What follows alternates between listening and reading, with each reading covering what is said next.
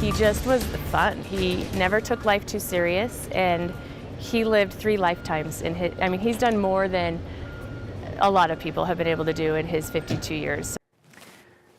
A community on the Eastern Plains spent the afternoon together, remembering a well-known pilot, Kyle Scott from Fort Morgan. He was killed while crop dusting in Morgan County last Thursday. Investigators are still looking to try and find out what happened to the small airplane when it crashed. 9 News reporter Lauren Scafidi takes us to a celebration of life. 700 seats were set up in and outside of the hangar here, all to remember Kyle Scott.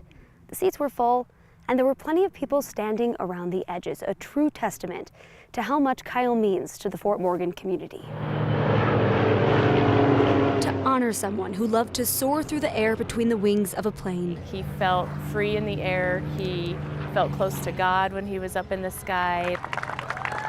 The Morgan County community is coming together to remember Kyle Scott. His sudden death is hard for his family and friends like Brittany Staley. I have no doubt his legacy will live on through the airport, through his businesses, through the young kids that he's touched. Kyle was a well-known crop duster in Morgan County. He was out doing his job. He was crop dusting some beets for a farmer where they have crop dusted before. When his plane came down near brush. And it still doesn't feel real. I think that's going to be a while that it doesn't feel real. At his celebration of life, Brittany stood by her best friend, Kyle's wife, as she reflected. His airplane was an extension of his soul and his work here on this physical earth. The two couples took lots of trips together with Kyle as their pilot. We've gone to the Bahamas with him where he flew us there. We've gone to Florida, we've gone to Texas. Kyle flew for fun, for work, and to help others. This is the biggest funeral service or a celebration of life for anything like this that I've ever seen, and probably one of the most profound. Former Morgan County Sheriff Jim Crone says he used to help the sheriff's office with wildfires and other missions. He would fly missing person searches. If we had a fugitive on foot somewhere, you know, pick up one of you guys, get in here with a radio and let's go find them. And so he's been a big help for public safety.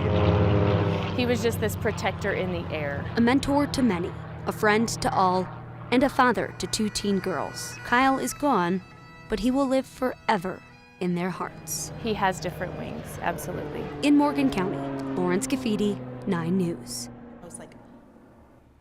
This morning through Arvada, family, friends, and colleagues said goodbye to an Arvada firefighter who was killed in a crash last month.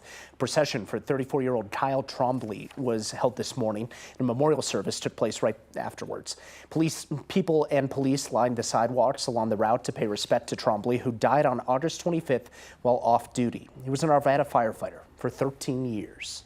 The Archdiocese of Denver is now planning to close 2 of their K-8 Catholic schools, also consolidate 2 high schools coming up in the new year.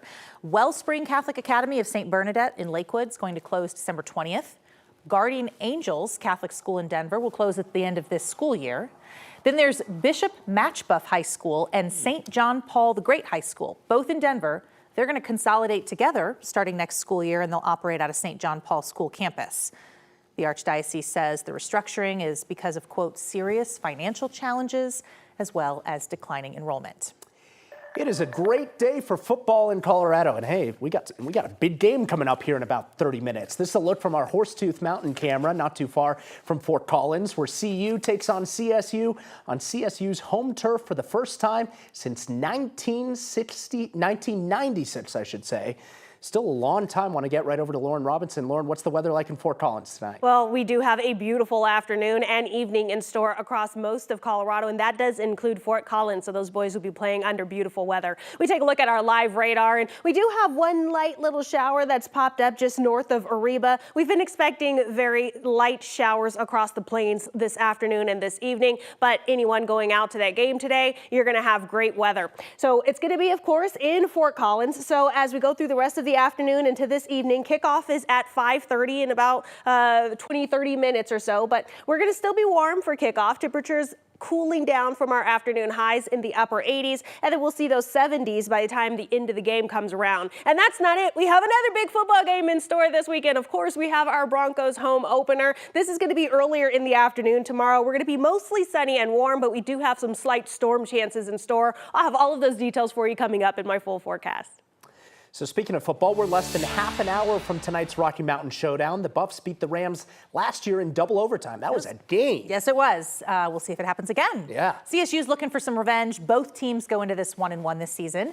Tickets were running pretty expensive this week. Now that it's game day, those tickets have dropped throughout the afternoon. This morning, most expensive ones were listed at $1,500. By this afternoon, we saw stuff on StubHub down to $400 for seats down by the field.